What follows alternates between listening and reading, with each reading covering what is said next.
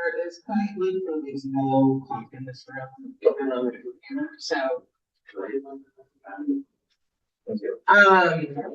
thanks so much for being here. We have a big agenda today with some small group conversations. You all are going to be able to help to inform strategic plan for the next couple of years. So I'm looking forward to today's conversation. I'm going to go to let's go to the agenda so we can walk through the agenda together. So a little bit about what to expect from today. We do not have a quorum, so we will not be voting on the minutes. We'll go ahead and hold those over until our next meeting, but your the previous meeting minutes are in your packets for reference. And then we're going to sort of lay the foundation for you all to have a conversation today about your strategic work priorities for the consortium. And we're going to start that by being joined by HEC's Executive Director, Ben Cannon, and he is going to talk with you a little bit about HEC's strategic plan recently adopted. And I want to drive your attention to your packets. So we've decided to take a little bit of a different approach to packets and would love feedback from you all on these. In your packet are all of the resources that you're going to need for today's conversation and sort of to reference throughout your work as a member of the Manufacturing Consortium. So right at the front is today's agenda and the meeting minutes from the last meeting. And then you'll see the consortium membership list and the charter. And we're going to spend a little bit of time on the charter today before we break out into small groups. But the next section is HEC's new strategic plan. So you'll want to have this handy when Director Cannon joins us at 9:30. He's going to walk you through the mission, vision, and values in our 5 goal areas. And what I encourage you is to be thinking about how does the work of the Manufacturing Consortium uniquely align with or respond to the goals and priorities in HEC's strategic plan. And then next, we're going to have the opportunity to hear from Todd Nell, our director for the State Workforce and Talent Development Board. Similarly, he is going to introduce you to the Workforce and Talent Development Board's strategic priorities, which are next in your packet, right behind HEC's strategic plan. Their strategic priorities are included here. And similarly, I encourage you to be thinking about how does our work uniquely align with, or is it responsive to the goals and priorities of the State Workforce and Talent Development Board? We're going to take a look at your charter, but I encourage you to just have that at your fingertips. But what is the contribution of the Manufacturing Industry Consortium? It really is an intention that your work looks at the sector very deeply. So the manufacturing sector with a statewide lens and an eye towards the broad post-secondary education and training ecosystem. So you will all be thinking about where is our value in this space. And then we'll move into some small group discussions that will be facilitated by our leadership team. And we are anticipating that there will be more leadership team members, but we will facilitate some small group discussions to really think about what are your priorities for 2026? Where do you want the industry consortia to focus its work? And when you're looking ahead and thinking about what's on the horizon, I really want you to be thinking about what are the state's manufacturing workforce needs? Where are there gaps? Where are there strategic opportunities?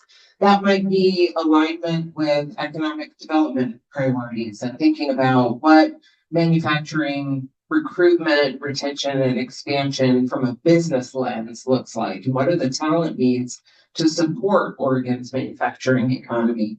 It might look like what are priorities in the K-12 space and how might post-secondary be responsive to or aligned with those efforts to ensure seamless career-connected learning for our young people. It might look like through an employer lens in the manufacturing space. Where are you finding the greatest employment need? Where are you finding credentials that are either not available or they're not preparing individuals for the workforce? Where do you see the greatest opportunities? Or are there occupations in particular that you want to focus your work on? And you may remember we recently passed the occupation profile packet and wage data. That is also included in your binders. So the full set of occupation profiles and the wage and data tables are included in your binders. And maybe there's a particular occupation or credential pathway that this group would like to focus on establishing or expanding or informing. So that is really just to seed your thinking for that strategic work plan discussion that we're going to have in small groups. The last thing in your binders is from a discussion quite a while ago. It's really hard to believe we've been doing this work this long, but you may remember in spring of 2024, we passed some priority criteria for that sector-specific funding opportunity. And so your priorities around what we were going to incentivize are included in your packet. And then from that funding opportunity, we published for you a map of the manufacturing-related projects. That is included in here with the emerging themes around promising practices in education and training, as well as a list of all of those projects. So you have those handy around what are those innovative approaches to education and training that we've been incentivizing over the last couple of years through Future Ready Oregon. Then we're going to take a break and we're going to come back together and report out on what we want to focus our work on for 26-28. Sarah Means will join us towards the end of our meeting, and then we'll wrap up. We do have a proposed meeting calendar for 2026, so we'll share that with you before we wrap up today to see if there is any questions. All right, is that a good overview for what to expect today? Great. Verona, do we have anyone signed up for public comment? Okay. Super. And if folks want to take a look at the minutes, we can certainly entertain any amendments or edits that you have flagged. No, they look good. All right. Well, why don't we do some introductions so you all are familiar with who is here today, and then Ben is joining us right at 9:30. Thank you. Good morning, everyone. Adam Whalen, I'm the executive director of school performance and workforce development. I better read my title.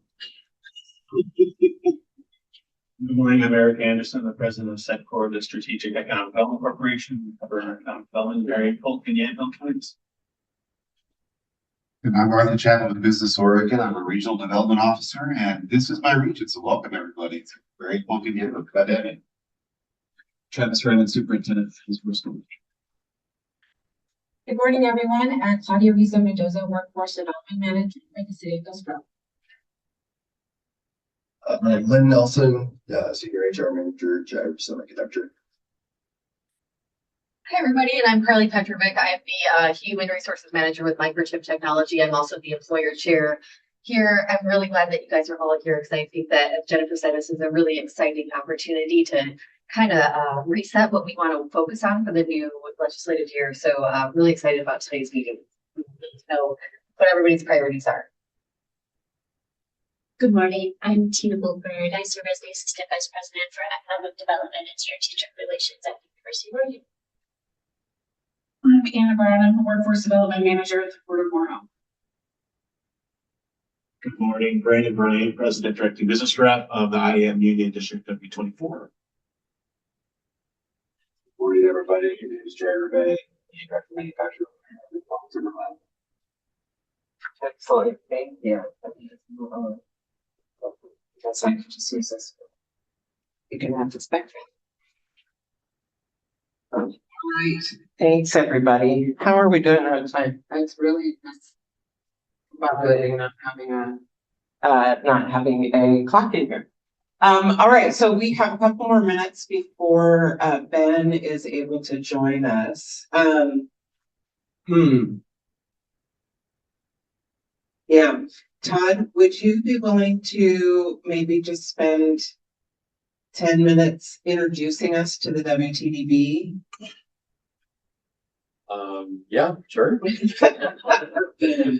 We all have to be creative. I guess I should have mentioned, we also, Todd will be introducing later, and you may have seen on the agenda, the WTDB, I don't want to steal your thunder, but the WTDB does a biannual statewide talent assessment. In addition to that, they have done other talent assessments that are more sector specific. And I think we all have talked about the semiconductor talent assessment. The healthcare consortium recently did the behavioral talent assessment. We are also going to hear about a wood products workforce study that was done recently to give you a sense of what are the types of research and data opportunities that would be available to the consortium and the type of work that the WTDB does. But Tom, maybe you can talk a little bit about the WTDB just to get us grounded in where it sits, what its responsibilities or charge are, and then we'll switch to Ben when he's available. Yeah. Can you hear me? Yeah. Great. My name is Todd Now. I'm the Director of the Workforce and Talent Development Board. I had some of this in my prepared remarks coming up, but I'll go ahead and steal into that, and then we'll get through it in case we have to catch up on time after Ben and the guest speaker that Jennifer just mentioned. So, fly overview on the WTDB. The WTDB, is the State Workforce Board in Oregon. There's one of these state workforce boards in every state in the union. It's required by federal law. You've heard Jennifer probably talk about the Workforce Innovation and Opportunity Act. It's in that act, Section 101, that is required. The size of the boards across the country vary in size. Some are very small, actually grandfathered in. I think the smallest one might be to the north of us in Washington, maybe 15 folks. Ours, with the goal of making sure that we include key sectors that are in demand, that provide those high wage in demand jobs, are included at the table, along with partners similar to this that represent economic development, K-12. And the various agencies and community-based organizations around the state, including local workforce, for example. Our charge is really around, moving right in, thanks, Ronan or Jennifer. Go back. This is good. So Jennifer, you want me to just go do my whole deck, or? We'll just go here and fill time until then. Yes. Okay, so at a high level, here are sort of the roles and responsibilities. The color for some reason got lost on that last rectangle. Oh, there it is. Okay, that's funny, huh? So the roles and responsibilities are sort of outlined here at a high level. We advise the governor on planned policies and strategies for the workforce system, which would include education and training, as well as the public workforce system for WorkSource Oregon. Secondarily, provide vision, leadership, and innovation for the workforce system. Then strive to improve customer value. Jennifer talked about your value.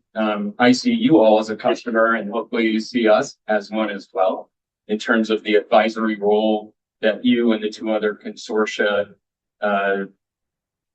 play in the interplay with the Workforce and Talent Development Board. And that's about collaboration, relationships, innovation, finding solutions to really ultimately drive systems alignment, which is pretty tricky. It's a lot, right? And then last but definitely not least, the WTDB provides accountability and leads continuous improvement efforts broadly, not just across the public workforce system, as I said, WorkSource of Oregon, but also across the entire workforce system. Because, right, it has a table that's already set with key leaders on it, like Travis, like Ken Madden, and other industry representatives from manufacturing or those that are associated with that sector. So why not leverage it? It's already there. Let's figure out how to utilize it to the best of our ability. That's probably a good spot to put a pin and then pick up later. I think what works really well is that these probably look not dissimilar from the values and purpose of the industry consortia. So I think it's important to draw your attention to your charter and the fact that you all are advisory to the Workforce and Talent Development Board and to the Higher Education Coordinating Commission with, again, that depth of perspective in the manufacturing sector. So building the agency, the commission, and the WTDB's sector-specific expertise and identifying priorities for that sector. So when we think about the charge of the WTDB, we'll be thinking today about how are you as advisory to the Workforce and Talent Development Board building on their mission. And Tom will go a little bit deeper dive later into their strategic priorities for the current two years. Yours is 25, 27. Yeah. All right. Okay. Director Cannon is with us, and we have him for a little bit of time. Let's see, Ben, are you there? Yes. Can you hear me? Great. Are you able to bring him up on the screen, or is that not an option with the slides? Okay. Good morning. Ben, we can hear you, but we cannot see you. But we have your slides. We have your slides up to get you going. And as I mentioned, everybody has the strategic plan in their packets. Okay, that's great. And my understanding is that it may be hard to hear me on your audio system. If I need to speak up, just jump in and let me know. Sometimes at the back of the room, so it sounds like you're on to there. Okay, that's great. Good morning, everyone. I'm sorry I'm not there in person. Really appreciate the opportunity to spend a few minutes talking about the HEC's strategic plan as you work on your own plan. I just want to say at the outset, these industry consortia are really exciting for the Higher Education Coordinating Commission. For me, they represent, I think, this sort of inadvertently in some ways, they represent, I think, a kind of manifestation of the type of strategies that you'll see really emphasized in the strategic plan that I'll present in a minute, including the engagement of employers and community partners, higher education, workforce development organizations and leaders in determining how the approaches that we need to take through budget and policy to better connect higher education and workforce development to our state's economic needs and to employers' workforce needs and to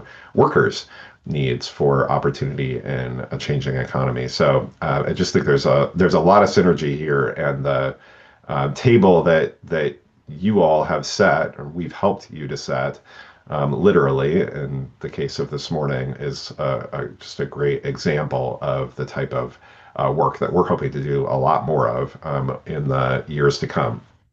All right, so back to the slides. Maybe they're still being projected. I'm not seeing. Okay, here we go. If you want to advance. All right, so in 2023, 2024, the HEC underwent a comprehensive strategic planning process. We had a consultant facilitator who supported us in doing outreach to Oregonians, particular focus on our partners, leaders in higher education and workforce development and community organizations, series of focus groups, individual interviews, online survey, kind of the standard engagement process. But we talked with hundreds of Oregonians across pretty wide spectrum of roles within Oregon higher education, workforce development, employment, students, et cetera. And in that context, through that process, the commission, over the course of that year plus, developed a new mission, an updated mission statement, set of values, vision statement, and strategic priorities. So I'm going to focus on the mission and the strategic priorities for the commission. And this slide is our attempt to encapsulate the organization's mission. What do we do? The HEC typically takes some explaining because we don't do education or training directly. We are the Higher Education Coordinating Commission, but we're actually much more than higher education, as people usually think of it. And we play a coordinating role, not a governing role for the most part. So mission actually becomes really important for the commission to sort of explain the what we do. And you see here on the left-hand side the sort of 6 major categories that the plan identifies as our mission: strategic coordination for this broad system, funding responsibility, state funding, administration, developing budgets, and making funding allocations to higher education and workforce partners, outreach to learners and to job seekers through a variety of programs that we administer and support that we provide. Services to, again, in some narrow but important ways, direct service to Oregonians. Reporting, a lot of data collection and reporting, evaluation and analysis to help inform, in particular, help inform policymaking, the legislature, the governor, et cetera.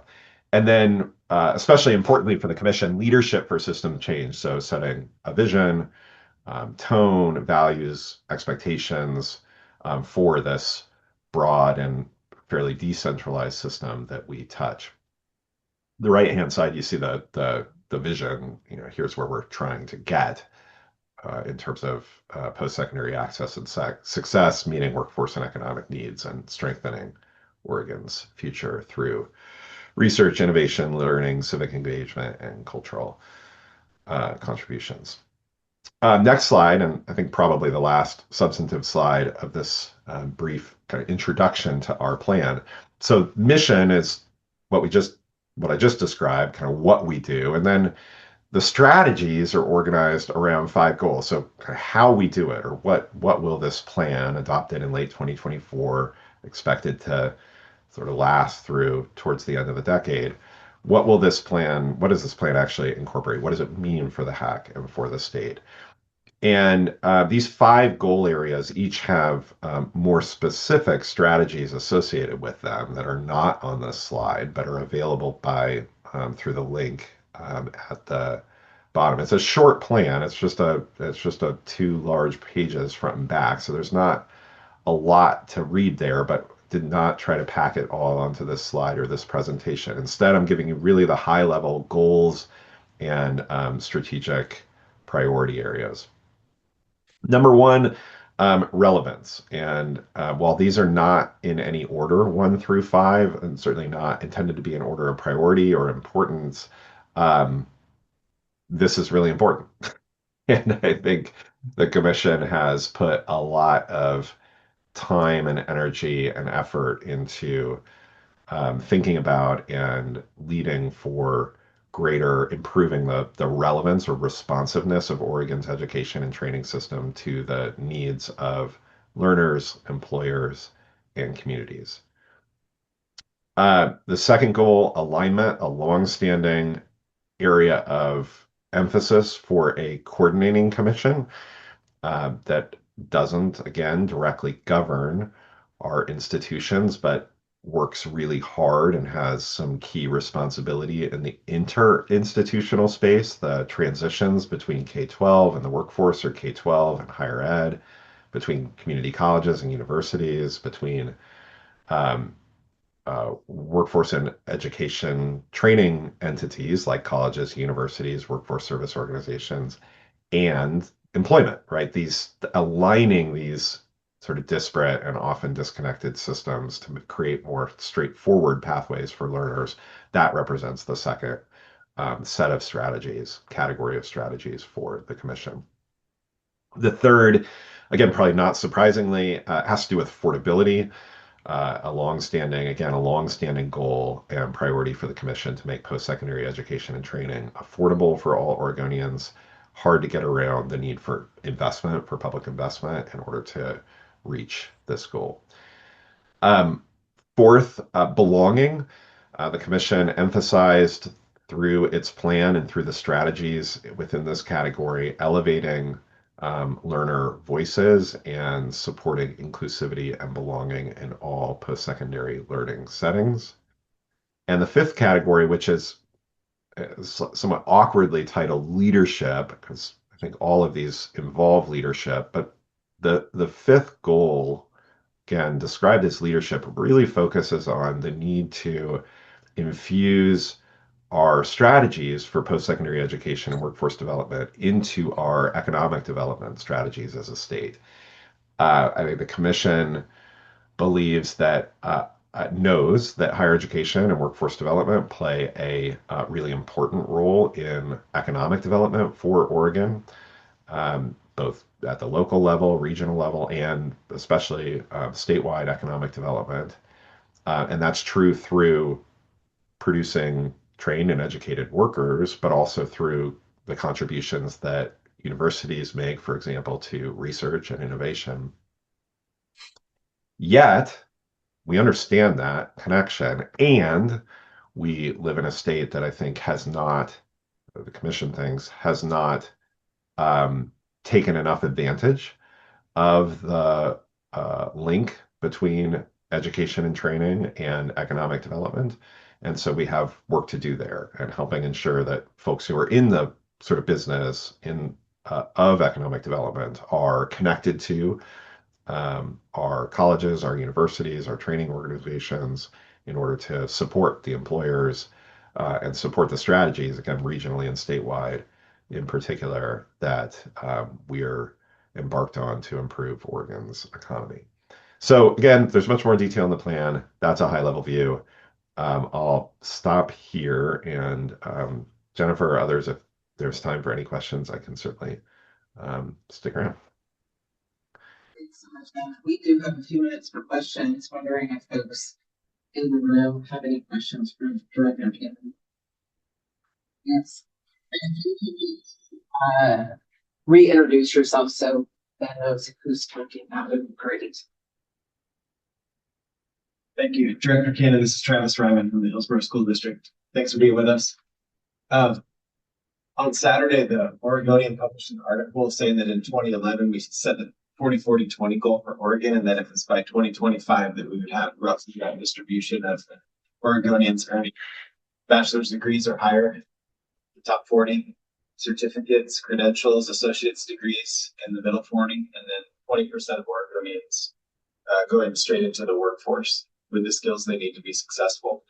And in the manufacturing sector, it seems like those are roughly the proportion of degree attainment, credential attainment, straight to workforce numbers that we might need to satisfy workforce and talent development when it comes to Oregon's economy in the workforce sector of manufacturing. How do we talk about 40-40-20 now in the rearview mirror? And as a K-12 guy, how do I align my systems to the metrics that you're looking for in the HEC? I see the detail. We have a printout in our binders of the strategic plan of the HEC, but it doesn't include metrics like that. Is that a framework that's old and dusty in the corner somewhere, or is that still sort of our ambition? And Can you tell me like what the stance is now at the HEC and how I can talk about that as an Oregonian and as a public educator? Yeah, thanks, Travis. So 40-40-20 is still on the books. It's still statute. We still measure and report on our progress towards 40-40-20.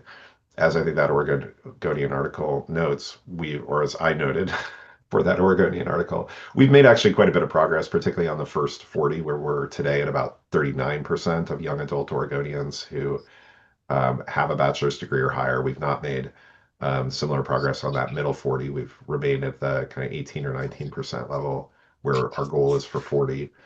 And the rates of high school non-completers have dropped considerably. So that's good, right? So instead of, nearly 15, 16% of young adults not having a high school diploma or GED, that's now down below 10. So that's generally the trends have been positive, and I think it's important to take, some take some heart from that and to applaud our K-12 systems and our higher education systems that have done a lot of work over the last decade and a half to make those gains. So I think in terms of where we go from here and the relevance of those goals, we still, again, they still are, this is still the HEC's North Star. And as you note, that is a goal for the year 2025 and beyond. And there hasn't been a lot of discussion of it, I think, outside of maybe the HEC and a few other kind of small circles for a while. And so we're beginning to work with legislators and other leaders to discuss revising those goals. And I think it's quite possible that we will bring, or legislators will bring, or the governor will bring a bill to the 2027 legislative session that would update or revise those goals. Maybe adjusting the numbers, maybe just reaffirming 40-40-20, maybe coming up with other outcomes that look more appropriate. And we'll see. I think that's a really important conversation that I look forward to having with folks during this interim. Yeah, so let me leave it there. I mean, I think there was more to your question, but I recognize our time is short.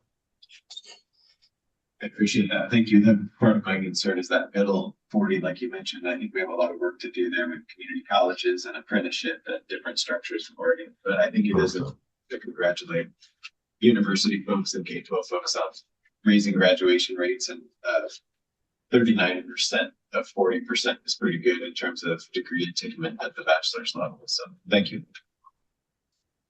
Thanks for the question. We probably have time for one more question. If anyone has a question for Director before we let him go.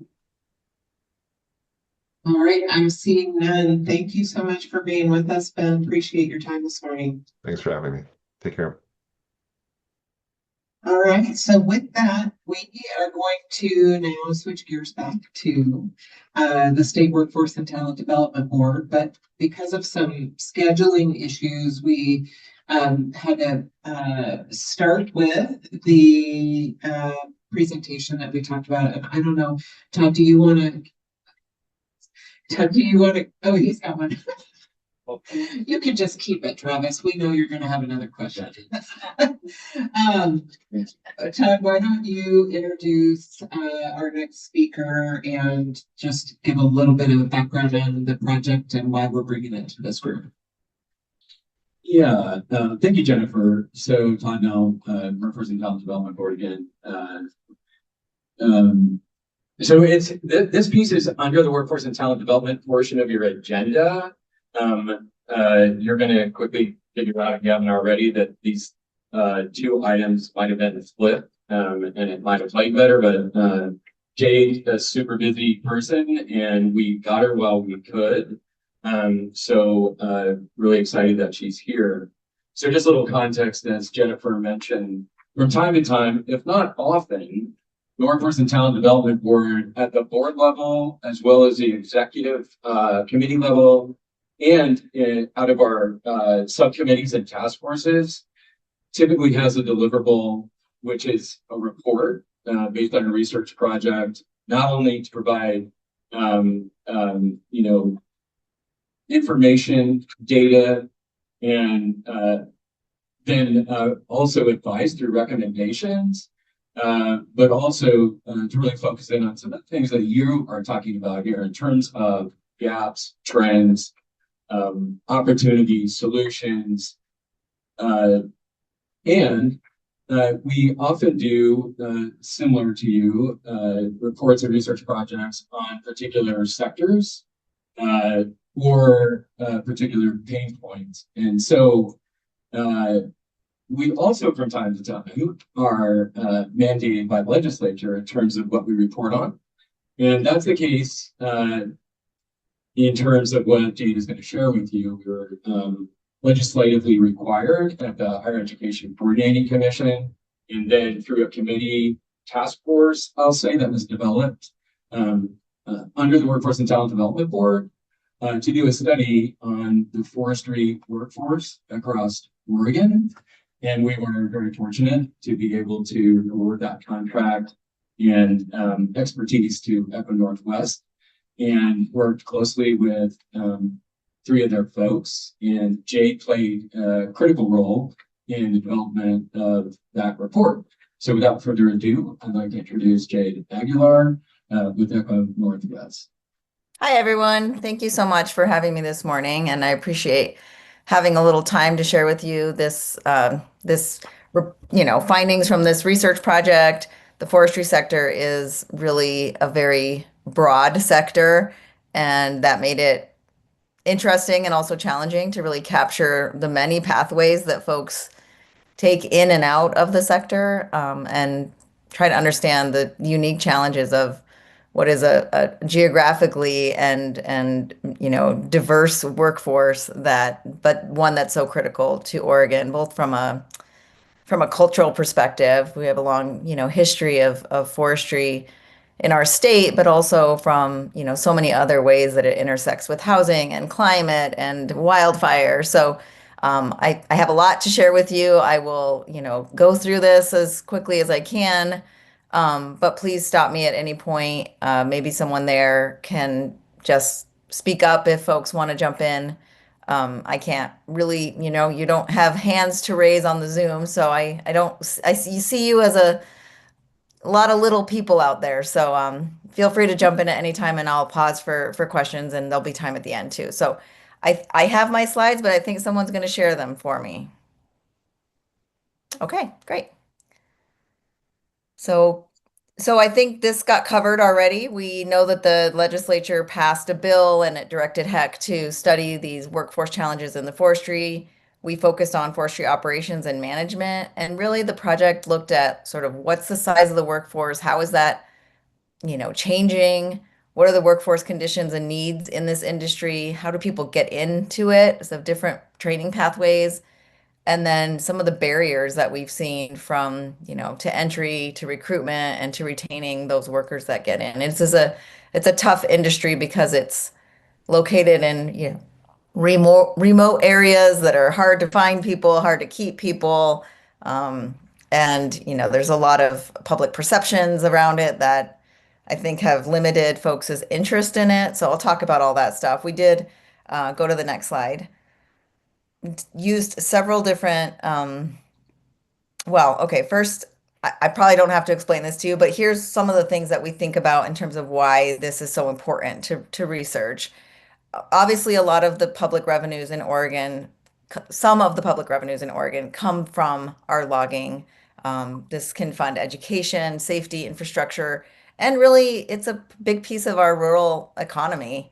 And in addition to that, it plays a really important role in ecosystems. So when we think about wildfire mitigation and, making sure that we don't have forests that are, tinder boxes, it improves water quality, it can protect habitat. And I think these are some of the things that I found when I was talking to folks that really have a misperception in Oregon that, there's a lot of people that just see it as like tearing down forests and being destructive, but there's also so many ways in which it can be beneficial to our forests to have, the proper ecosystem approach to forest management. It does engage youth and underrepresented groups, particularly in rural areas. We saw a lot of folks kind of creating training opportunities for young people, a lot of tribal members in place-based careers through outreach and training. And it can be a really important part of our climate resilience strategy for the state. So, and as I mentioned before, there's a lot of cultural continuity that is, built into sort of Oregon's relationship with the forestry industry.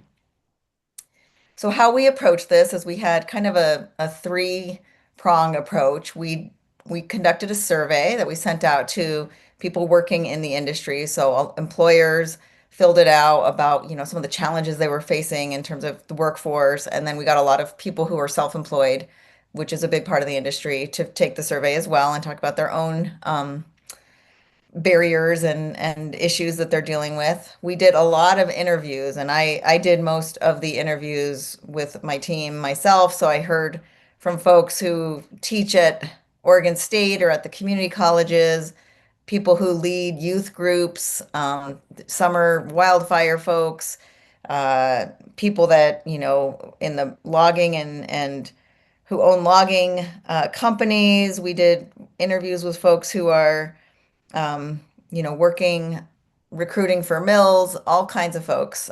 So that was a really interesting group to hear from. And then, of course, we used public sector data, Oregon Education Department, the census data, HEC provided us some data.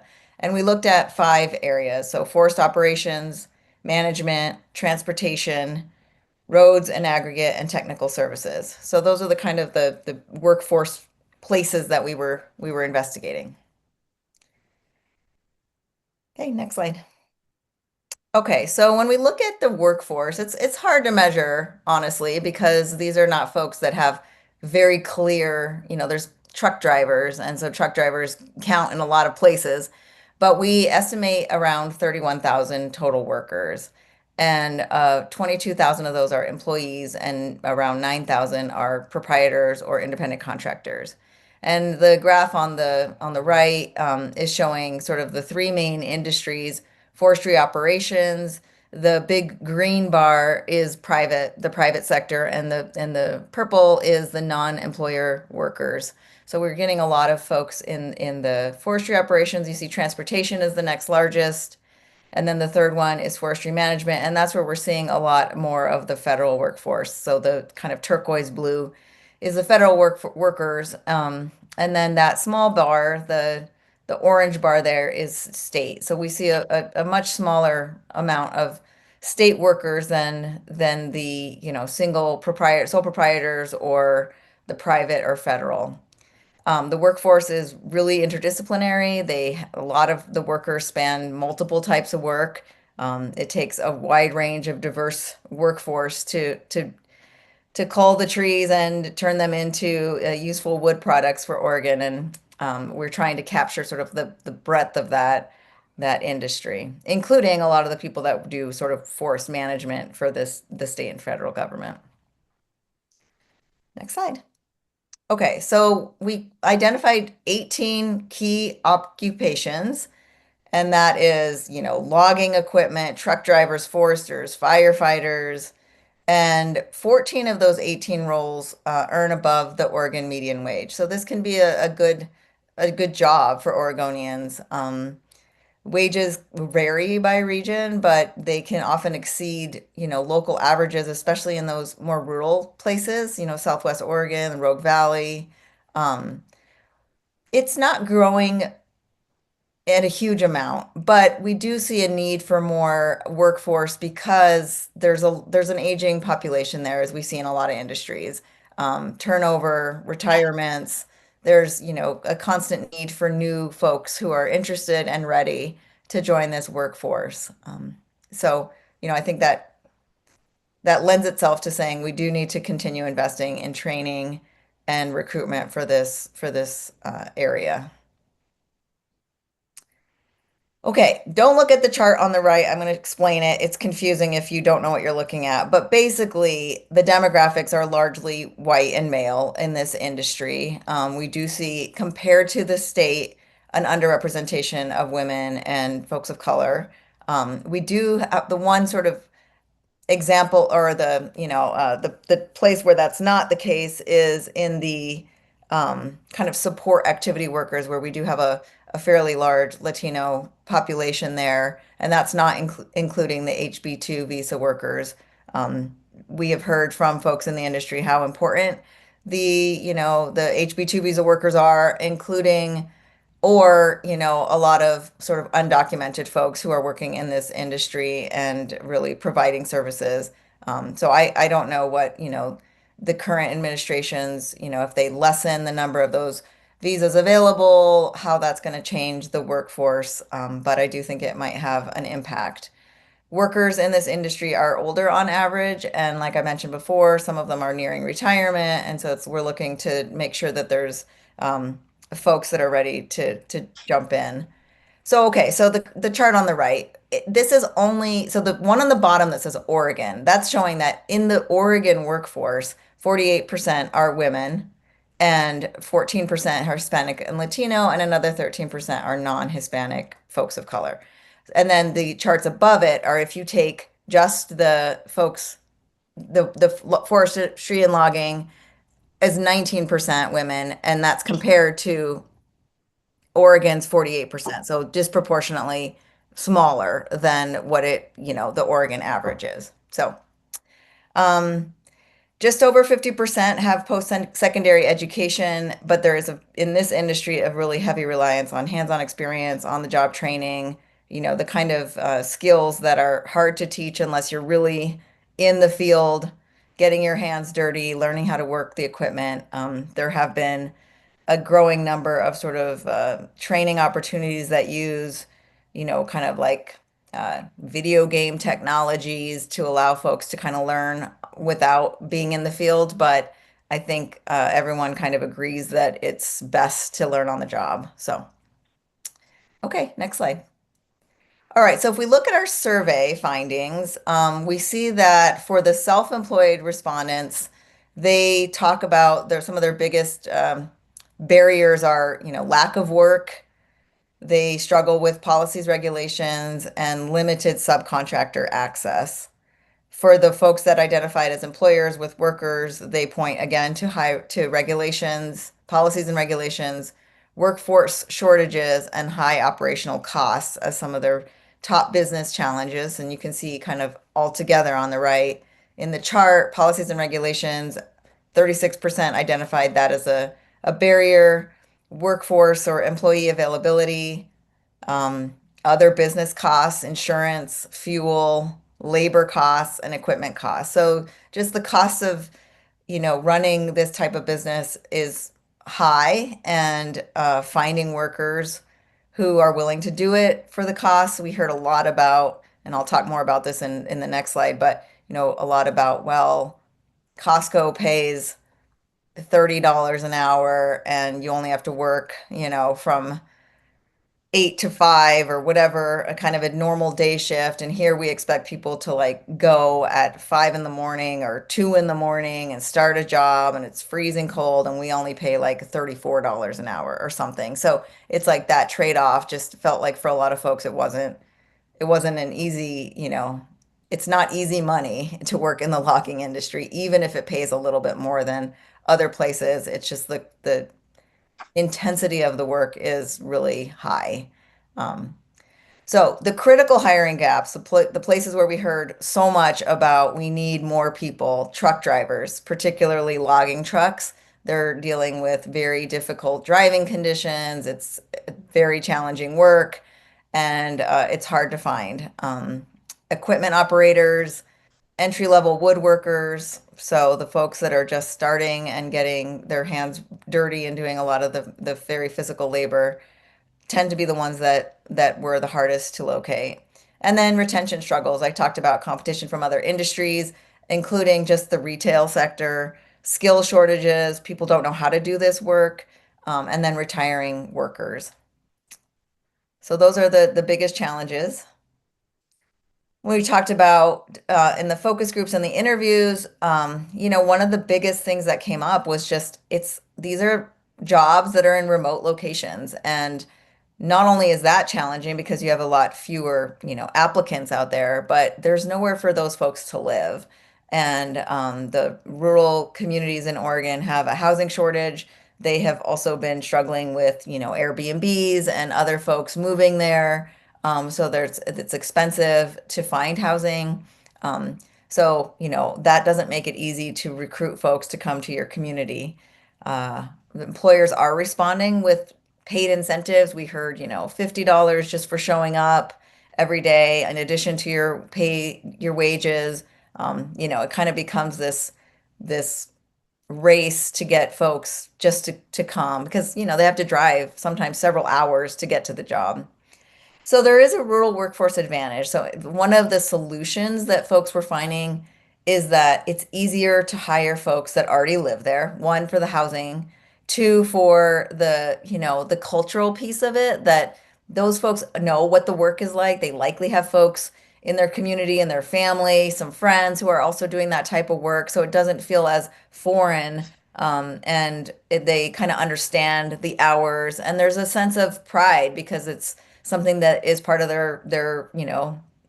their town's culture. And so that, I think, it adds some value to really try to get folks from that rural community into that type of work because the retention is higher for those folks. We did hear about sort of a need for a different approach. There used to be apparently a thinking that, you get a group of folks, they go out into the woods for sometimes weeks at a time, and that today's younger generation is just not as interested in being away that long. They like their phone service. They don't want to be remote for more than a few days. So how do we change the scheduling so that they can go out for maybe just 3 or 4 days and then come back into town for the weekend and then head back out again versus the kind of older model of being out in the woods for a long period of time. And then, of course, just the logging is physically demanding, wildfire roles are under-resourced. And then we heard also about sort of the govjobs.org or whatever the website is that a lot of folks use to kind of get into the kind of public sector entry level jobs, that the website itself was very complicated, that folks don't really know how to approach it, that there's a lot of barriers to entry that should be easier that are not, that they're finding that are not, really very inclusive to getting people in through those doors. Happy to stop and take any questions right now or keep going. I can't see if anyone is raising their hand. A couple questions, Sure. because this is that actually hits home with me pretty closely. The high number of public employees you accounted for on the forest management side. Yeah. Plus employees. I'm just curious to understand what kind of work that actually entails, with the understanding that there is no actual state or Fed doing active forest management in Oregon. So I'm just curious what kind of work they're actually doing. The 6,000 workers, I can get any feedback on that. Yeah, I mean, I guess I'm curious about your comment that there isn't active forest management. I mean, the people that we were talking to, they work for the state and federal forest, departments, and I think they think they're doing active forest management in the state. Ecosystems work, biologists, those kind of folks who are, Okay. yeah. Okay, and then another question on your challenges slide. Uh-huh. I mean, I think the message is pretty clear with and it's the message I get back from everyone I work with in this industry, that it all comes down to really policy and what the legislature has done. Yeah. Do you see a world where the legislature actually gets the message and they get behind the rural economies and turn that 35% into maybe 5% or 10%? My sense from the folks I talk to is that they do not believe that the legislature understands their industry, that they think that there's a very negative perception of the forestry and logging industry, that, that kind of the way that they think that the legislature is approaching their industry is disheartening to them, and they don't feel like they feel like that's kind of like this, we need to protect the forests and they're just destroying it. And so, yeah, I mean, I can't say enough about what the legislature is doing for the forestry industry. I can only tell you that the forestry industry does not feel like they're being well supported. And part of, I think, this whole lobbying for this report was an effort to tell the legislature, hey, this is an important industry in the state of Oregon. We do need you to pay attention to it. We are struggling, and yet we are offering a lot, and we can't just invest in semiconductors or other kind of industries that the state legislature really feels is like their special Oregon industry, but like this is one that you're not focusing on and you should be. So I think there was that sense of frustration with the state legislature. Well, listening to your conjectures throughout the presentation helps me realize that your short time in studying this industry, you've got a common sense view of it now, and hopefully we can pass that common sense view to more Oregonians so that we can actually uplift the industry that's the culture behind this state. For sure. Yeah. And I think, in talking to the folks that are taking younger people out to do trail management and forest management, there was also a sense there that like there's two people doing two wildly different things. There's the people logging and destroying the forest, and then there's the people protecting the forest. And really, from my perspective, having talked to a lot of folks, they're more similar than they are different. These people all care about the long-term value of having appropriately managed forests in Oregon, that there's a resource also available there for us to use, that resource is stronger than a lot of other extractive resources, that we are seeing now with mass timber, that we're seeing with, the other steel and concrete industries are even more environmentally destructive. So there's just a lot of, I think, perception that there's these, polar opposite folks. And I think that everyone I talk to sort of has the same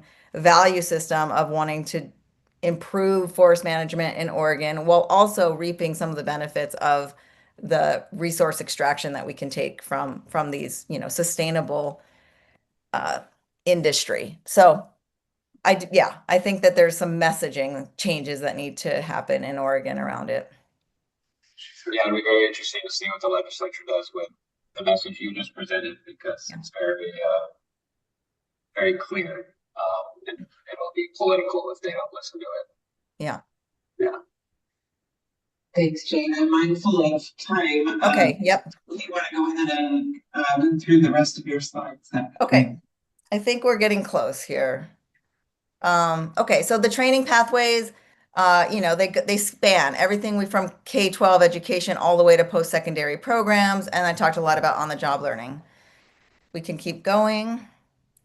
The survey, like I mentioned before, it emphasized hands-on learning. There's alternative learning channels, online courses. Some of those, I think one of the places the legislature can make a difference is that some of the folks were relying on some, online videos that seemed pretty out of date. So they had to be there with the staff and be like, actually, that's not how we do it. That's not how we do it. So, some improvement there. And then like any industry, networks matter, relationships and peer connections are important. I think that's pretty much everywhere. Next slide. The CTE programs, I think, are really helpful, especially in those rural communities, give younger people knowledge and access to some of these pathways. Some of the problems that we were finding was that even when the school had a kind of a robust program and they wanted to engage with an on-site, there's a forest nearby that they could practice some of the skills on. They had a partner in the industry who was willing to kind of offer different tools so that the students could learn. The superintendents and the school boards were very much like, too dangerous. It doesn't fit, it takes more than an hour for students to get there, learn the thing, come back. So it's like, the K through 12 schools and the like fears around the danger of the work prevented some of those programs from being more hands-on, even though there was sort of a willing group of folks and students who were widely interested in participating in those programs. So I think that's one of the things to think about is the way that school boards really kind of put the brakes on those programs. Okay. And then in the post-secondary, we saw a lot of great collaboration among the community colleges, each one that focus on this, sort of focusing on a very different area from, preparing students to go into four-year university to being more focused on wildfire prevention and teaching folks about that. And then the final school, I think it was Umpqua, had a really kind of a direct into industry pathway. And so that was good to see that there are, each of the colleges taking on their own approach.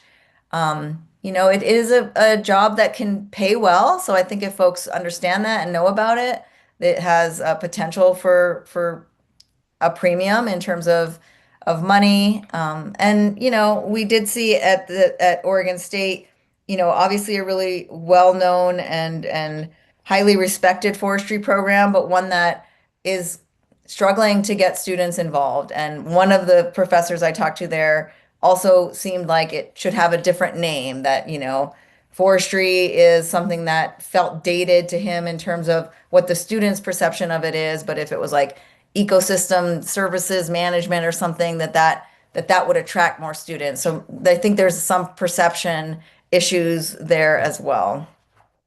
Okay. And then when we get to the recommendations, and so we're here nearing the end, expanding that training infrastructure, especially for the younger people in rural communities, improving those regulatory policies. I think we just talked about that.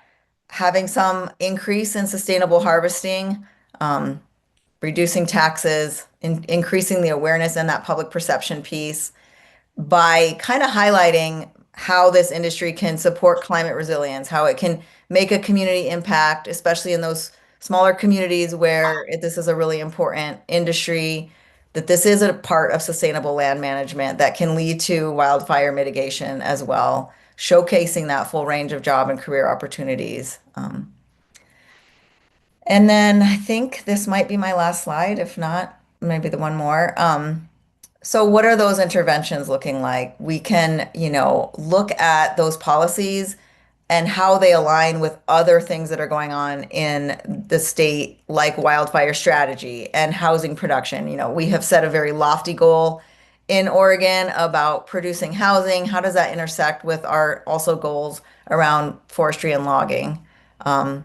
Promoting these careers to young people, strengthening that employer educator collaboration. So a lot of the people that we were hearing from, like even in the community colleges, they were getting a lot of folks from the state and federal forestry to come talk to them, and not so many from the private sector. So they didn't know as much about the jobs that were available in the private sector. So I think that's one area where that can be strengthened.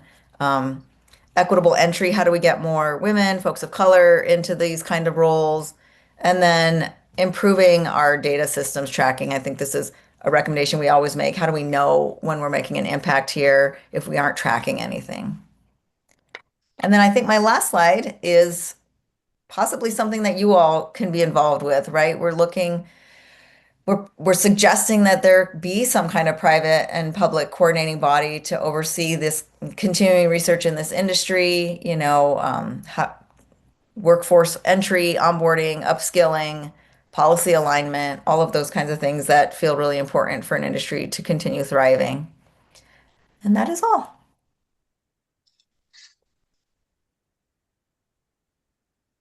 Thank you so much, Jade. I know we have at least one question in the room, so I'm going to go ahead and turn it over to Adam.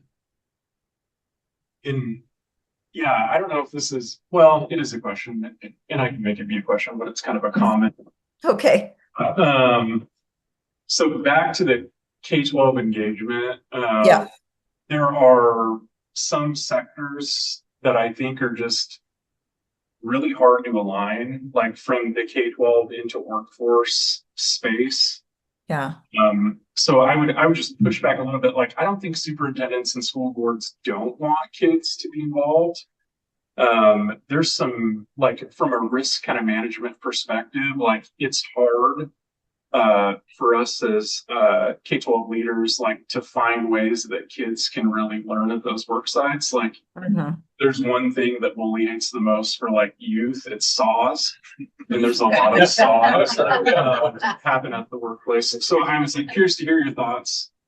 Like how might we align these systems a little bit more so that our K-12 youth can experience this trade like prior to showing up to work? Yeah, you're probably right. The sense from the folks who wanted to start these programs was that their opposition that they were facing was from the school board, and I think and I'm sure the school boards and the folks want this involvement, and also it's a challenge, not just from a safety situation, but from a scheduling one. I did talk to, this was a very Oregon focused project, but there were two locations just north of Oregon in southern Washington that I think had good programs, that they had kind of figured out a way to get kids to a site and safely teach them and get them back. And I think there's even like a whole school, and some of you probably know this more than I do, but there's a whole school maybe in Vancouver or somewhere in southern Washington that's kind of like a technical high school where that the whole curriculum is built on folks learning a lot of different sort of trades, and forestry and forest management was one of them. So I think it does happen. I'm pretty sure Sandy has a decent program. I think it just takes a lot of effort and collaboration, and some folks who really want to make it happen, and it can happen. But I think after school programs, the different kind of forestry programs that exist in the schools, and access to those video typed kind of like video, I forgot what it's called, like virtual reality operating systems. It's mostly getting kids excited and knowledgeable that this is even a possibility for them, especially if an office type career doesn't feel like the kind that they want to do. This is a great opportunity to be outdoors. And as much as I've kind of harped on like, oh, it's such challenging work, it's cold, it's miserable, it's early, the people that I know that I have met through this and that have been doing it for several years could not even imagine another life. Like, there is no other job that would ever compare with the kind of beauty and camaraderie and kind of like just joy they take from being in this field. So I think it's the kind of thing where it's like the first 6 months kind of suck and then you just love it. That's the sense I get. Now, how you get people through that first 6 months, I don't know. Isn't that any job? Maybe. Thanks so much, Jay. We've got two more questions, Okay. and then we'll need to move on. Go ahead. Yep. Eric. Good morning. You mentioned specifically at one point you referred to housing production, and I know you were looking at forestry and that part of the that specific industry, but when you look more holistically at including secondary wood products, you get into mass timber and housing production. I think just based on what we see around agriculture, for example, people seem to appreciate the kind of supply chain look at what we grow, what we harvest, and where that gets actually made into goods that people can point at and say, hey, we made this in Oregon. I don't know if any interest or any use of kind of digging into a similar type of work for secondary wood products in the state. Absolutely. And in fact, part of the initial plan for this project was to look at the wood products manufacturing. And then kind of halfway into the project, the steering committee that was mentioned earlier decided to keep this very much to the doors of the mill. But I think there's a lot of value in looking past the doors of the mill and what else is there. I saw a video of the mass timber house prototype, and it was amazing. And I love that as a continued idea of like where we're heading in this industry. So there has been some talk of a little bit of follow-up to continue the work into that, but I'm not sure where that will lead. But yes, it's critically important. That's very much what's a success to our businesses, actually taking all of our craft workers out to the beautiful buildings that their products go into, and they get to see oh, what they're going to talk to the teams that are actually building it. But our doors are open. If you want to go down that road further, we have facilities in cities and outside of cities. So we can take the school board's response out of, oh, we can't do that, out of that conversation, and we open our door to any K-12 to come to our site to check it out. That's Don't need cool. them to install there, and we can show them what it's all does. We've done that with high schools from Salem and Portland, with programs that pay these kids to come spend time in our facility to learn and watch and do minuscule tasks, but in the end, they got it. It was a really positive result. Thanks so much. Building on this, that's the perfect segue. So first, thank you, Jade, for joining us. We appreciate your time today.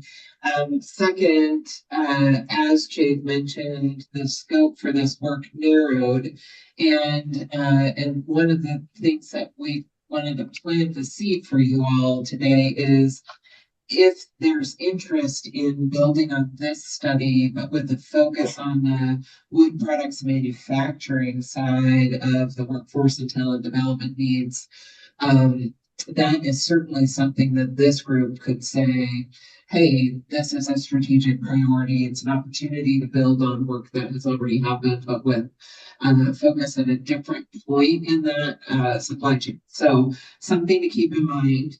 I'm going to turn it over to Todd. He's going to talk a little bit more about the Workforce and Talent Development Board, how this work fits in with their strategic priorities. And as a reminder, the WTDB's strategic priorities are in your binder. And then after Todd, we're going to break up into small groups for discussion. Thank you all. Bye. Oh, thank you, Jane. Really appreciate you being here. Okay, so I'm going to try and make a little bit of time, so I'm going to talk fast, out of respect for your all's time.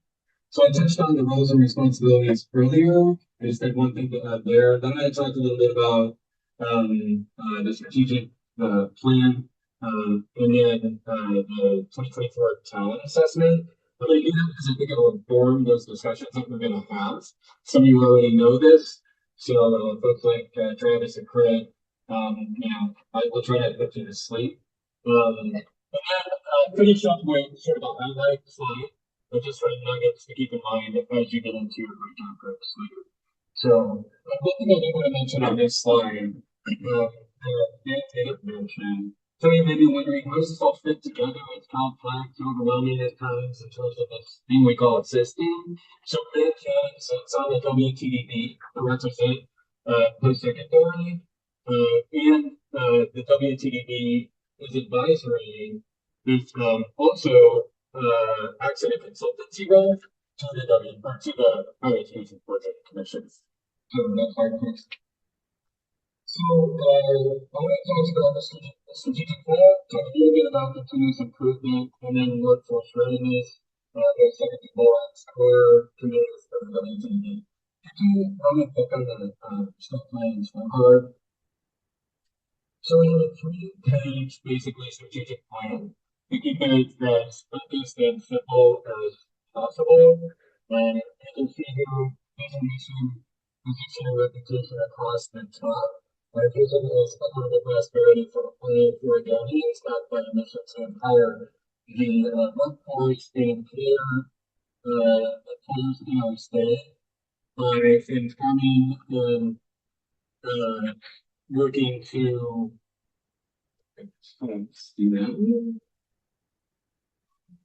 shape an inclusive, creative training and education system that is responsive to customer needs. For sake of time, I'm not going to go into as much detail as I had originally planned. You can see our shared values and agreements down below in terms of the way we do our work together in a collaborative, trusting, data-driven, decision-making way with bold and innovative thinking and discipline behind that. If you go to the second page of this, you can see we have 4 imperatives around an inclusive workforce system that advances equitable prosperity, There's strategic alignment of systems and partners working towards shared goals. Thirdly, a clear understanding of an improved use of the workforce system. And I think most important, durable workforce system leadership. There are corresponding objectives to each of those imperatives. You've got in your binder, I'm not going to dig down into that, but much of this is front and center and guides our work on a daily basis. I mean, the third page, last but not least, I think this is actually the most important page, which is the workforce metrics for scorecard. You can see that reporting as a part of this on a regular basis. You can also see that we're going to be developing clear evaluation metrics. We're also going to establish a metrics task force, which takes into consideration some work that's already been completed at the behest of the governor herself in terms of better staying on top of the agencies and their federal and state performance metrics when they're reporting out on those on a more regular basis. The metrics task force will take up a broaden the scope of those metrics and attempt to hold the broad system more accountable to metrics on a regular, monthly and quarterly and annual basis. You recommend, I'm not going to put on that one little thing, but you can see those three categories in the very bottom of the statement in terms of what sort of influence the opportunity the state workforce board has in this system. And those are around authority to affect positive outcomes, toward positive outcomes, and influence positive outcomes.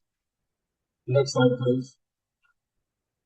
Oops, I'm sorry, to get to the, let me get this really short. So as I said, two of the committees that are critical to the WTDB were one on continuous improvement and the other on workforce readiness. Within the continuous improvement committee, the main focus is a legislatively mandated workforce rating assessment that's done every 2 years or a given year. And that is to look at that entire public workforce system and determine what's working well, what's not, and what needs to be done to fix those things that work working well and leverage those best and promising practices that are working well. And then finally on workforce readiness, we have a committee that is focused on that. It spans the K-12 post-secondary spectrum, which is kind of a new space, relatively speaking. Long tenure of the state workforce board, but I think it's really had some amazing benefits in terms of partnership with K-12 that didn't exist before, both at the state level, local, and regional level. And I think that's been achieved in some different buckets of work, which some of you in this room are involved in, either directly or tangentially, which have to do with employability skills development, so within K-12 and post-secondary, STEM lift around how can we improve STEM education to increase the numbers of students engaged in that through things like artificial intelligence platforms, which are already in play at some school districts around the state. How can we bring in new tools to help students, teachers, families, parents better support, teach, and coach and mentor students as they go through K-12 and post-secondary to get to that job that they want. And then also a focus on CTE and work-based learning. So in that committee, not surprising to you, we typically generate an annual report, which has so many of them goes to the governor, legislative leadership, executive level of state government, as well as broadly to CBOs, local workforce boards, and the public. It's an opportunity for all to contribute to that as well. Next slide. As many of you know, these three, I think the top two pieces are sort of part of what the WTD is known for on a regular basis. On a biennial basis, we host, along with Higher Education Coordinating Commission, the Oregon Talent Summit, and it's really a pretty amazing dynamic event that's been in place since 2018. It really shapes and advances workforce education strategy policy investments in better outcomes statewide. It's really an extraordinary opportunity to explore emerging trends, shape challenges, and define actionable strategies. Um, the Oregon Talent Assessment is also produced on a biennial basis and is launched during the Talent Summit. So I think the talent assessment, or latest, was in 2024. The findings that came out of that work might also help to inform the work you're going to be doing in a little bit. So let's go to the next one. There were three key strategies or strategic findings that were highlighted in the 2024 talent assessment, which are noted in the next few slides. Strategy one is to align and strengthen Oregon's workforce ecosystem, and action steps recommended by SRI International, which was the consultant contractor that the state board worked with on the development of this talent assessment. So one, to align to the ecosystem, centralize feeding, and create more aligned reporting, which is happening, as I said, currently, from the recent directive right out of the governor's office to promote mutual collaboration and to modernize educator training. Next slide. The second strategy is to promote efforts that increase workers' development, access, and equity for all Oregonians. Many of you sort of want to know to what sort of theories are component of Future Ready Oregon and the three consortia. I'm not going to say anything again on respective time. Next slide. Strategy 3. And the last one, to support Oregon's target industries like manufacturing and occupations within through tourism, retention, and lifelong learning opportunities. So there's the promoting digital literacy, attraction, economic development, business employment, promoting new credentials, expanding career pathways, skill and employer training, and advocating for better wages. So again, those were the key results and findings that came out of the 24 assessment. We're in the process of getting ready to form a committee, and I guess it's almost actually already formed, to tackle the 2026 talent assessment. We're going to shift it a little bit, as we always do, to sort of explore some definitional opportunities around in-demand and high-wage jobs. We say those words a lot, but what does that really mean, and how can we all get on systems aligned, sort of same page there? What is a high-wage job? So those sort of things are going to come into the front with some of the tried and true, research into gaps, solutions, and opportunities within workforce and talent development. So next slide. So to sort of here, some things to keep in mind. The WTDB is responsible for producing the talent assessment and for hosting the talent summit. We were currently in the midst of a lot of work around performance measures and how those get reported out on a regular basis to lead into the accountability mechanism and responsibility that workforce board has. We'll be part of scorecard developing in short order here metrics task force to have a whole other layer of metrics which aren't necessarily just government speak, particularly from what we get from the federal government in terms of what they measure. So we're looking forward to sort of grounding some of those metrics to be more practical and common sense. For studies, there's a lot of good work that's happening broadly across Oregon employability skills as a platform.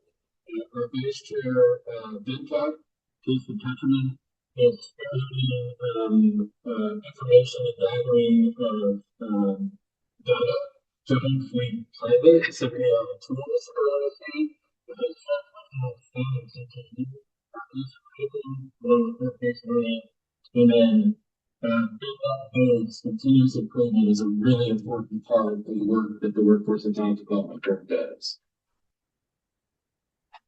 All right. Thank you, Todd, for that quick rundown. Go ahead. Very quick question. You had put a little image of an AI like a post AI jobs report. And I don't see that on your website. Is that public, Todd? Yes, it is on the website. If you go to the data reports page, actually went a little bit out on the back. It was published in 2020. Okay. It was in partnership really with NVIDIA at the time. Gary Brown at NVIDIA and Jen really taking a stake in the leadership of both time and said we want to do something to really raise up AI as a subject and how it's going to impact workforce, how it's impacting our business. So yeah, it's good. Yeah, and we can make sure that hyperlink to that is made available in your resources. Thanks for the question. All right, super. Oh, Jared's got a question too. Yeah, quick question regarding the board performance metrics. Just reading through them, and you use the term government speak. When I read through that, it's like a lot of government speak. But the 18 assessments you had up there, is there a way they can actually establish a baseline for that and be measured off that on an annual basis? That would be a better KPI. So let's go back to those 18 items, if that's okay. So, like, promote digital literacy. What's our digital literacy as of today?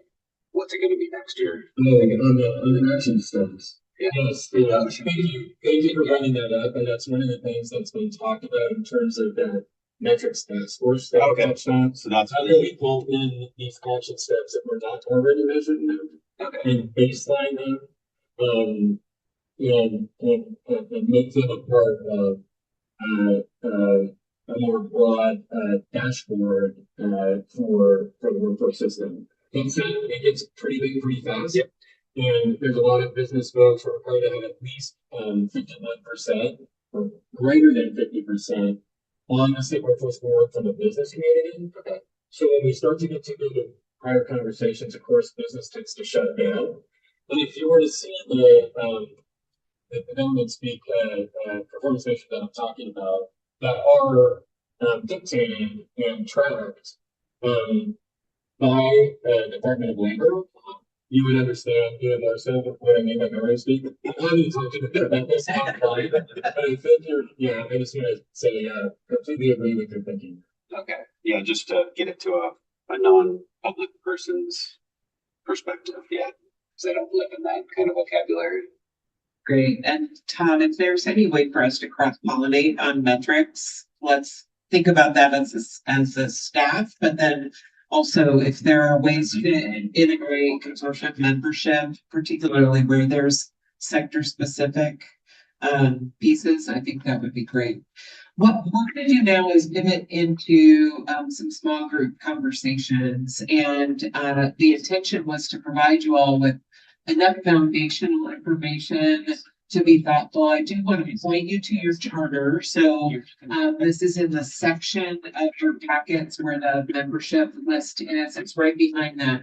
In particular, I just want to draw your attention to the purpose and scope and the outcomes and deliverables. So it is behind the first tab, and it's about the second half of the pages in there. So the purpose and scope of the industry consortia is really to be a mechanism for coordinating public, private, and community-based partners, identifying strategic policy and funding recommendations to address gaps and opportunities particular to the manufacturing workforce needs.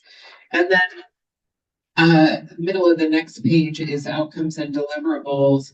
And that work really focuses on continuing to assess the manufacturing workforce needs, identify and understand the education and training assets in Oregon, and recommend policy, program, and funding strategies to address gaps or take advantage of opportunities. We are also going to be talking about metrics and measures, and Todd and the consortium strategists have been thinking about, right, how do we align so that we have similar metrics? If we're establishing baseline measures, how do we do that in a way that it's meaningful across so that we're not setting up a whole bunch of metrics that just sort of muddy our decision making? So it's okay for you to be thinking about measures and metrics as well as strategic priorities. But I handed out a sort of list of questions for you to think about I would love to just count us by two, Adam, if you want to start us. 1, 2, 1, 2, 1, 2, 1, 2, 1, 2, 1. 1. All right, so let's see. 1, 2, 1, 2, 1, 2.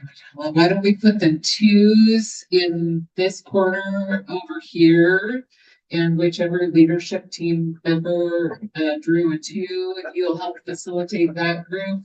When you have staff that are going to help with note taking, but if each group could identify someone to report out on behalf of the group, we will come back together.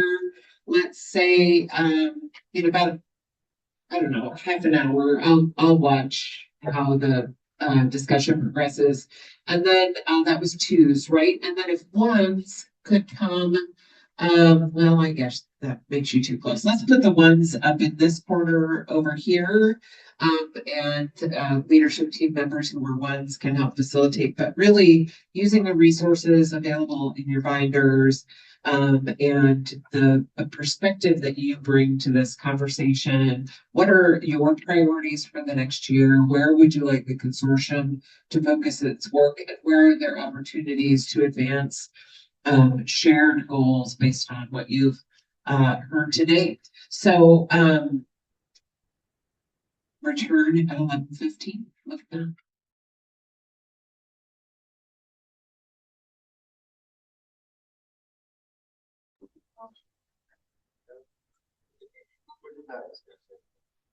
Right.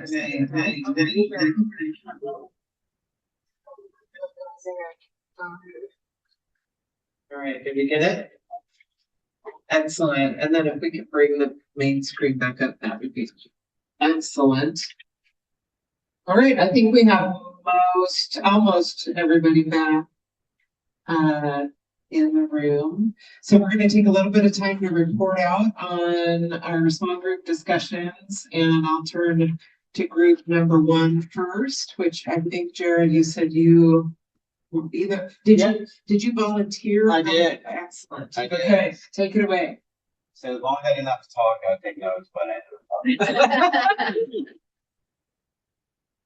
it was a good conversation around the priorities for last year, and a couple of things came up that were reoccurring, and one of them was looking for flow between policy and implementation. So understanding like all this hard work that, you know, people are doing at the policy level, and then for it to get scuffled up in the actual implementation process, and understanding how and why that happens is a question for all of us, and a priority that we should focus on so that we can get the best bang for our buck when it comes to putting our money where our mouth is.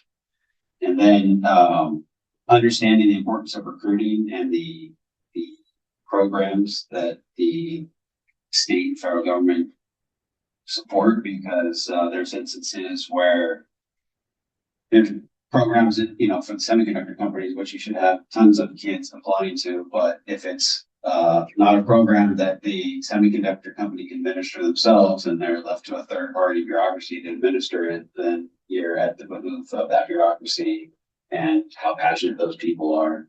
And so you can see by the results of what they got, there probably was something going on with that bureaucracy. Whereas in a rural area, we had an example of exactly the opposite. We had more applicants and folks that wanted to participate in the program could handle.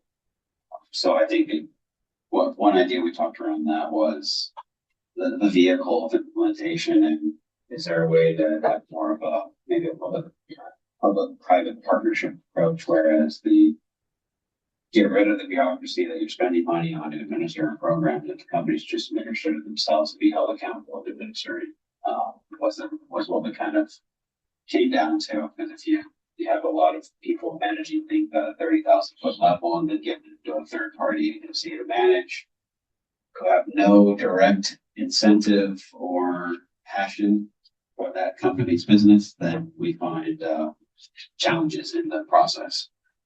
So another thing we discussed was better differentiating this consortium from the high-tech consortium. And maybe even taking that a little bit further, with a theme that I think all of us have been hearing over the last, many years that we've been a part of this, that we need to rebrand manufacturing, in general.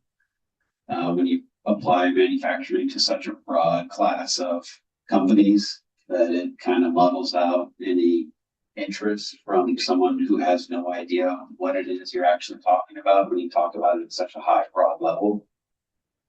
So rebranding manufacturing is, I think, something we all need to continue thinking about as we think of ways to better implement the state's dollars and Fed dollars into these programs. So another big one is getting industry metrics.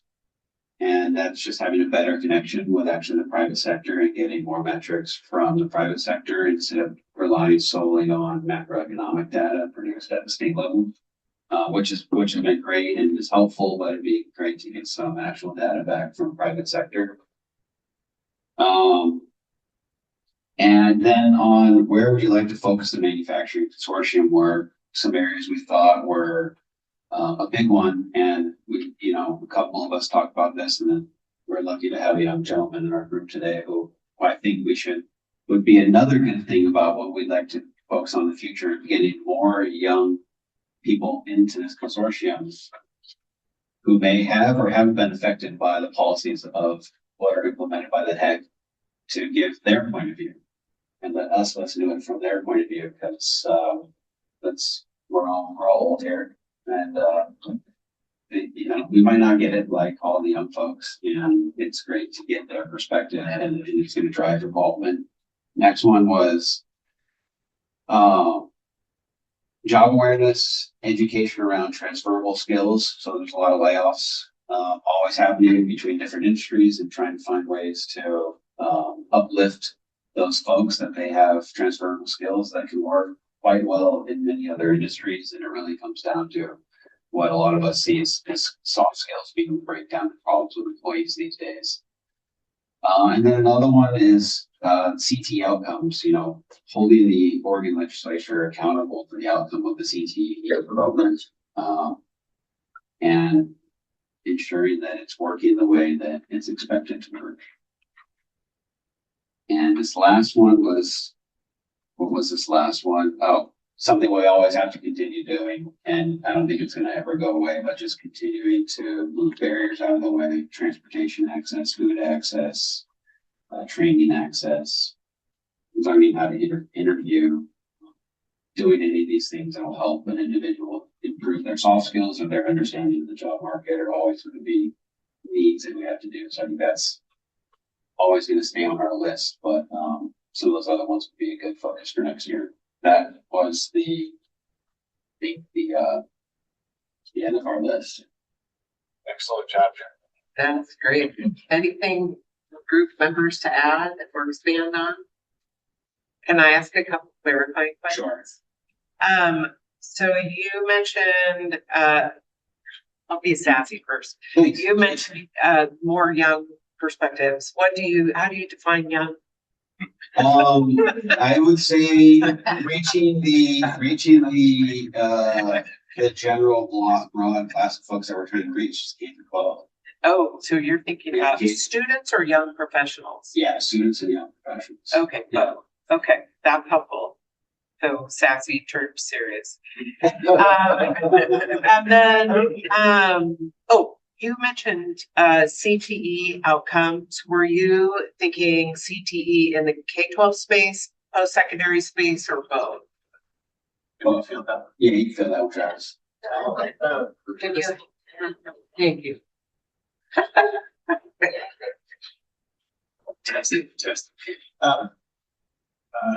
In a parallel universe, as superintendent of a school district, I'm in a conversation about accountability for the education system in the state of Oregon. The legislature asked for us to come up with a new accountability system for K-12 schools. For K-12, okay. And part of my personal goal is to make sure that career and technical education for K-12 participation and completion rates are part of our accountability system and the K-12 system in Oregon. You'd be surprised at how many folks don't have that on their radar as one of the core responsibilities of public schools in Oregon. So I was asking our group to use our voices in this consortium to advocate for that true, not just for ours, but for the healthcare and technology sectors as well, as part of Future Ready Oregon. In our statutes for the state of Oregon, it is, along with reading and graduation rate, it says career pathways are a goal of K-12 education in Oregon. So I think it's really important for us to lean into that as a consortium and say, we expect for students to have access to CTE programming. We know it increases graduation rates. We know it's good for the economy. K-12 is part of the workforce. Okay, great. In a nutshell, your conversation was focused on the K-12 CTE space, not post-secondary. Correct. That's only because of the lens that I wear. That you brought. Yeah, no, that's totally good. And our CTE programs have to be articulated vertically with community college CTE programs. So kind of by extension, it would be natural to articulate the entire CTE segment.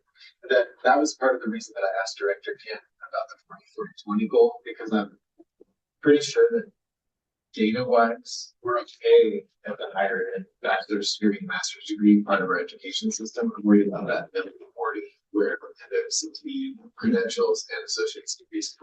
Yeah, okay, great, thank you. And one more question, Jared and group. You mentioned industry metrics. Are there specific metrics that you have in mind?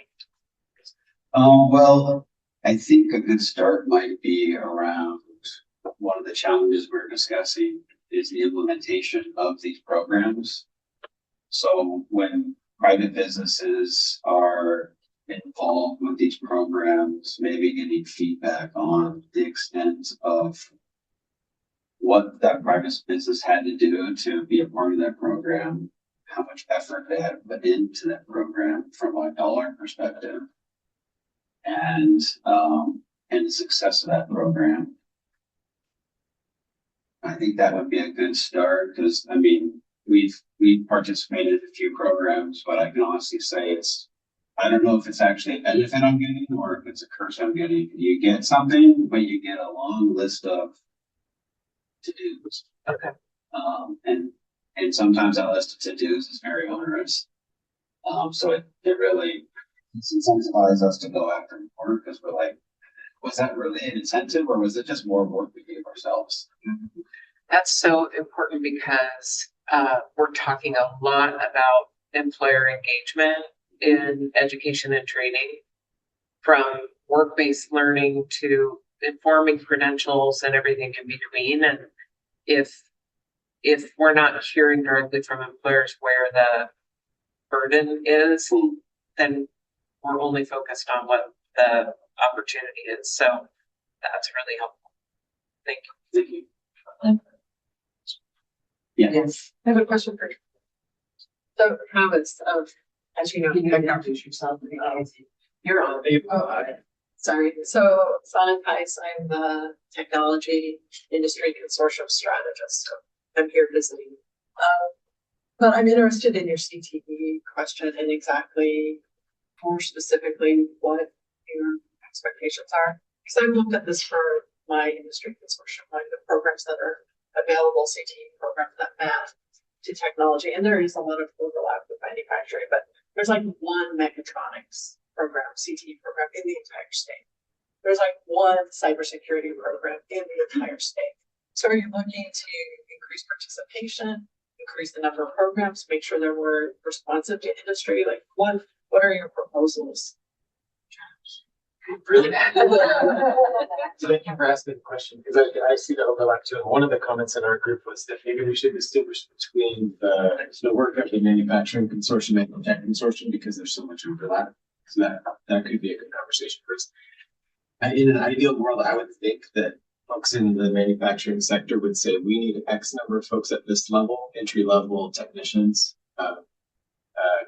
mechanical and maintenance folks at the next level, and then PhDs who have degrees in engineering at this level, and our education system would link up to those outcomes. The numbers and types of skills that people need kind of stratified by low skill to high skill.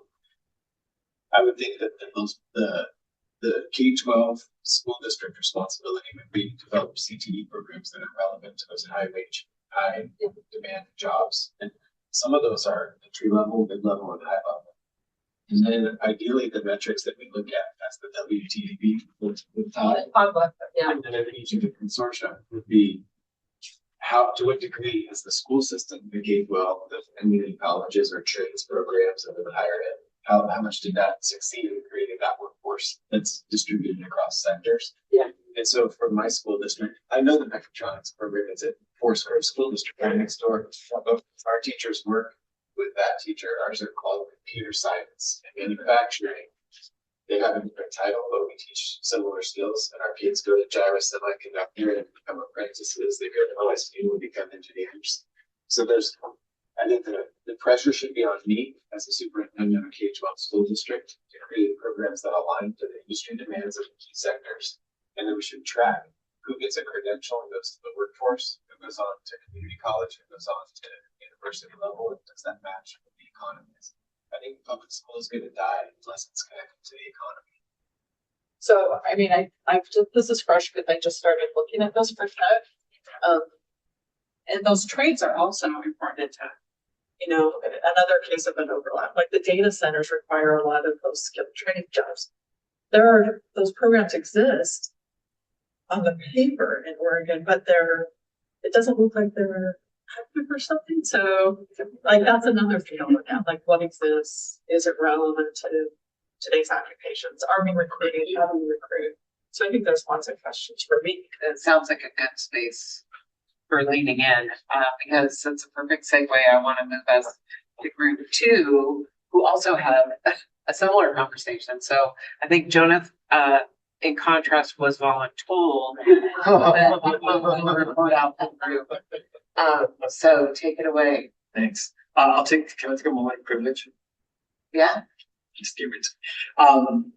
Todd's group truly needs to connect with with this group, because there is a component about the requirements and that paperwork that's left when you participate. But to me, what I found over the years that it's based on the outcomes that workforce board develops matrices of performance that then generates all those policies and procedures and things that are left behind for participants on the other side, right? So having that conversation can be very helpful. But I'll go back to what I had to do. Well, I think Todd opened the door to that today when he was talking about performance metrics. So looking for ways that we can connect to that will be important. Yeah, add ICT to that. Yeah. Legislature and the governor. So one of the things that we were reminded very gently was the demystification of the sector and what that meant.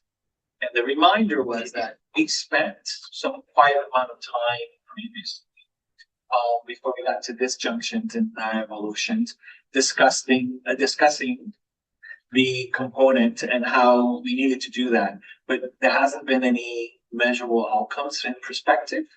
And you've mentioned it, group 2 has mentioned, group 1 has mentioned it as well, in terms of needing to redefine, reintroduce, figure out what manufacturing is. And it's a recurrent conversation that perhaps this is the junction. So we got to take some action on that. So the demystification of the sector was one that was really important. The activation of that 40-40-20 brought a deeper conversation among the group about the 20 and what that 20 actually meant, and how it sounded like it was 20, but it represented 60% of the population when we look at it from the other side, right? When you look at the number of individuals who are getting into that 40 and into that 40, it leaves everyone else who is below that. So having a deeper conversation of what that 20 is, and what it represents in Oregon, and our K-12 population that will fall into that 20 as a way to really be impactful. As we kept that track, middle school became the next sort of point in the conversation that if we're tracking anything above middle school, we've missed it. And I think our Hillsborough have I know Travis before he was the leading person over there. And he has reminded me about middle school and how important middle school is.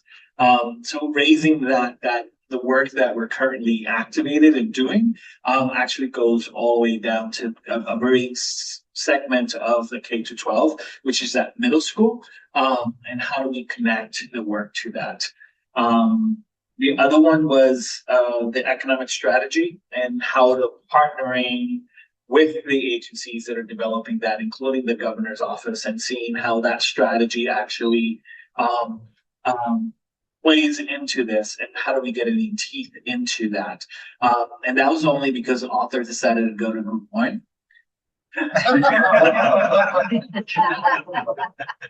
So that reminded us in that conversation about who would be a good partner to partner with was the conversation. But it reminded me in that conversation that there's expertise in this room that we maybe want to tap as we look at moving a lot of the components we're trying to move.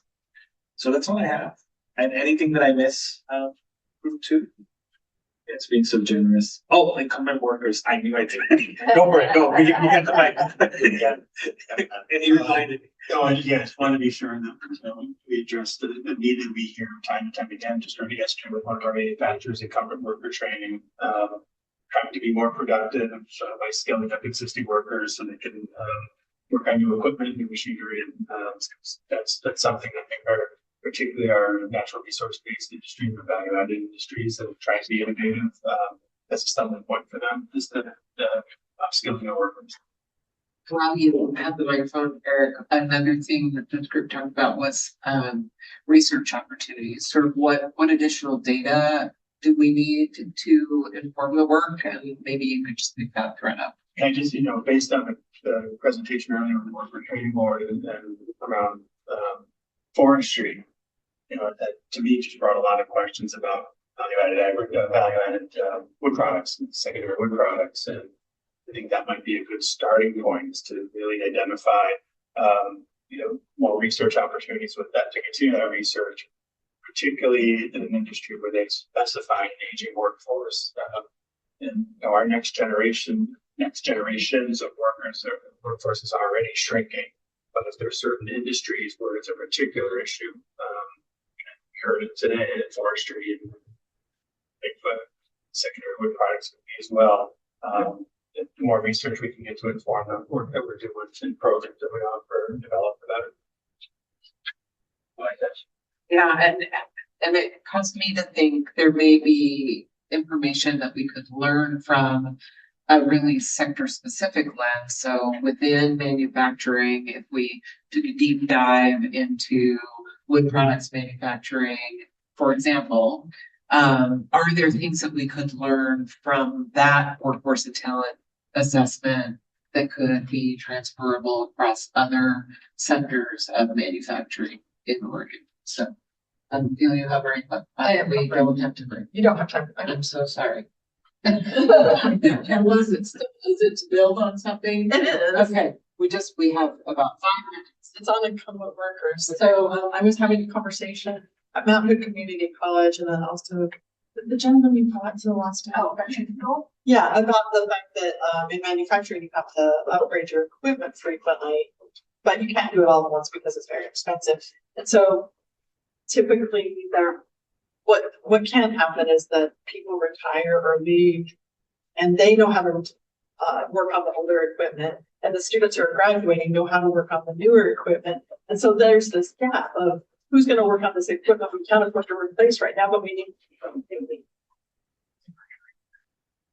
That's such a good point, and it makes me think about the fact that we also have a portion of the workforce that may need 10th upskilling. And so sort of the reverse is true. I am pulling on some threads. So what we're going to do with this work, this has been fantastic discussion. Thank you so much. We're going to pull on a couple of these threads and put together sort of a draft strategic plan for you all to react to in Q1.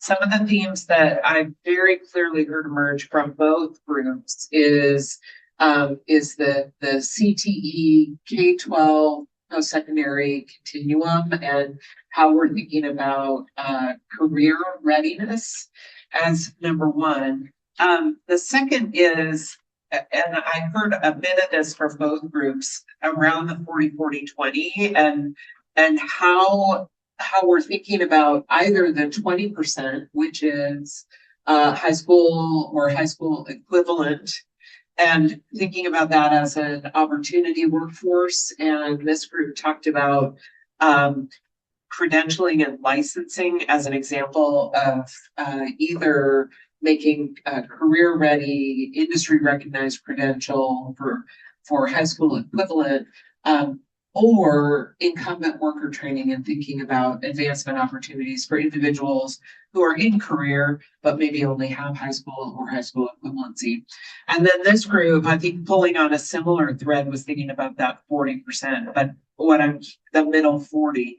What I'm hearing clearly across both groups is this idea that we really have an opportunity to lean in on the career credentialing element of our 40-40-20 goals. So I'll try and parse that out a little bit. Hopefully we've captured in our more detailed notes from each discussion.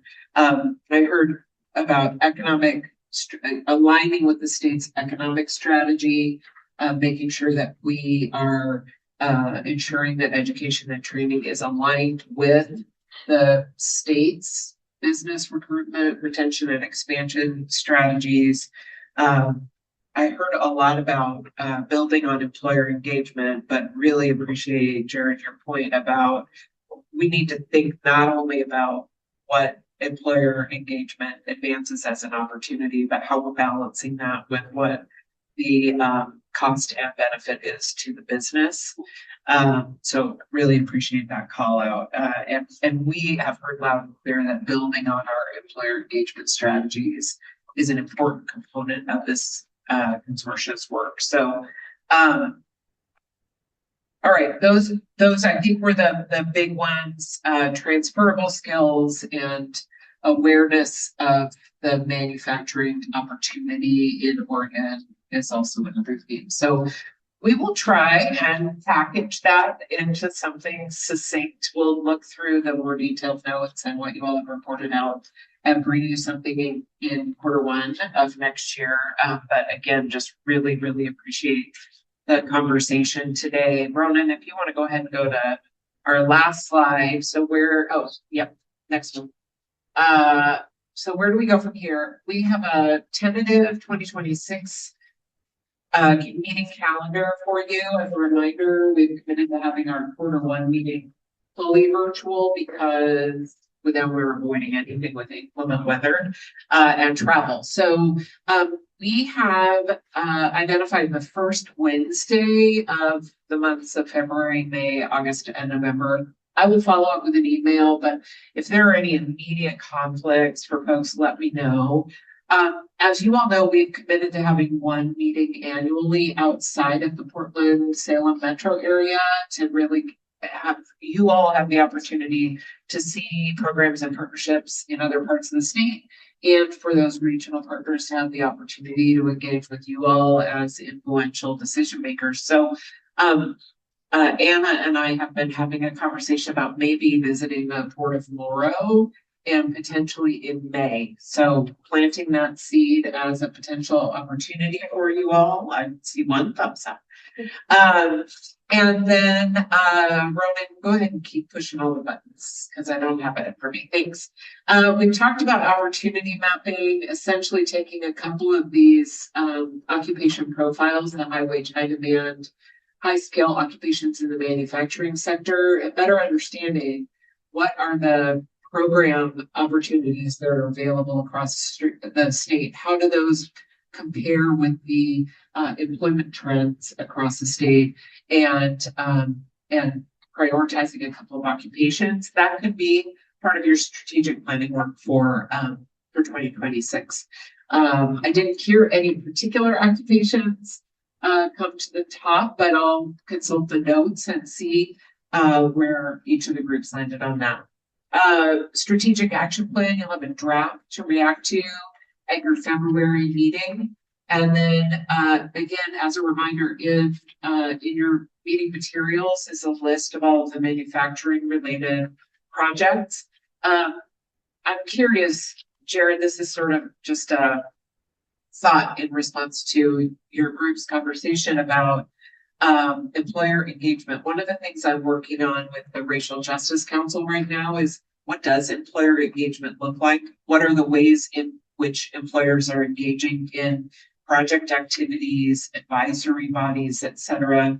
And if we're talking about increasing employer engagement, what's the value proposition and the return on investment of time and dollars for the businesses themselves? And so we've been looking at the Future Ready Oregon funded projects that have a direct employer partner. So we could certainly report out to you all on what are those roles and how are the businesses engaging in that way, and thinking more about how we hear from businesses about the costs and opportunities of that engagement. And so if there are any particular, I'll continue to raise this point, if there are any particular projects in the manufacturing portfolio that you all would like to hear more about or hear directly from partners, please bring those to our attention, because we can invite those folks to the next couple of quarterly meetings. I think that is all that I had in terms of next steps and updates. I'm going to turn it over to our executive leadership team for any closing remarks. I just want to thank everybody for coming today. We had some great conversations, and so I'm really excited about this new year coming up ahead of us. Thank you. This is always sad to me because we always start some really good conversations, and it's gonna take us like 2 months before we see each other. We take some good notes so that we can keep the conversation going. I was just going to say that it's really valuable when we actually have a chance to talk with each other rather than just have presentations and hear information from the outside. So having this discourse is so valuable for the work that we need to be doing. All right. And with that, meeting adjourned. Thank you all so much.